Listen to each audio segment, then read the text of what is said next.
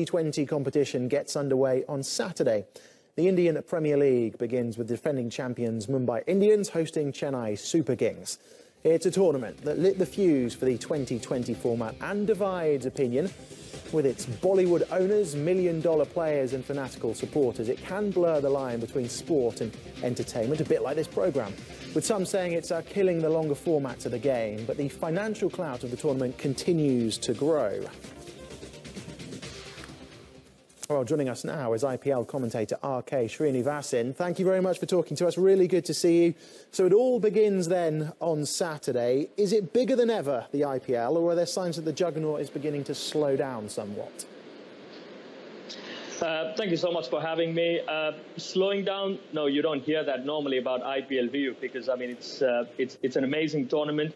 The kind of eyeballs that it brings is just phenomenal. I think, in fact, I mean, if you talk about this edition of the IPL, it's probably one of the biggest, simply because of the fact that you've got Chennai Super Kings, one of the franchises, coming back into the fold. Rajasthan Royals is back as well. So it goes back to its original 8 teams, so to speak. And in terms of the kind of fan base that a team like Chennai Super Kings has, it's immense. So there's one section of the nation that is eagerly waiting for this tournament to kickstart, and it's a blockbuster clash as well.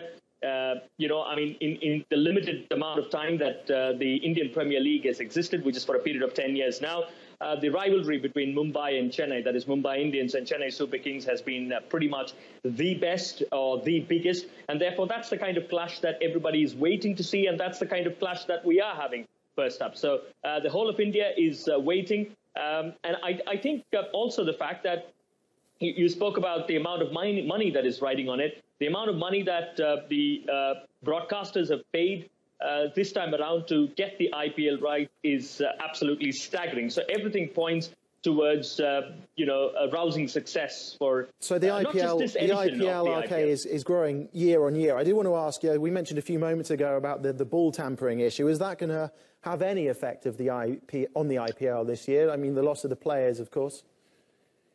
Well, I think in terms of the loss of the players, probably with respect to a particular franchisee, maybe it could be a bit of an issue because strictly in terms of what those players in David Warner or Stephen Smith can bring to the table, there's a bit of a setback for the respective franchisee. Because, I mean, I think Rajasthan Royals, even before the auctions, they had decided to have one player in their midst, as in retain one player, and that was Stephen Smith. So in that sense, they decided to build a team around Stephen Smith as their leader, but that never really materialized because of everything that happened in Australia, which meant that they had to alter their strategies and bring in somebody else. But otherwise, from a brand perspective, I don't think that has had any effect at all, because let's be honest, it's not an Indian player that has gotten involved. Yes,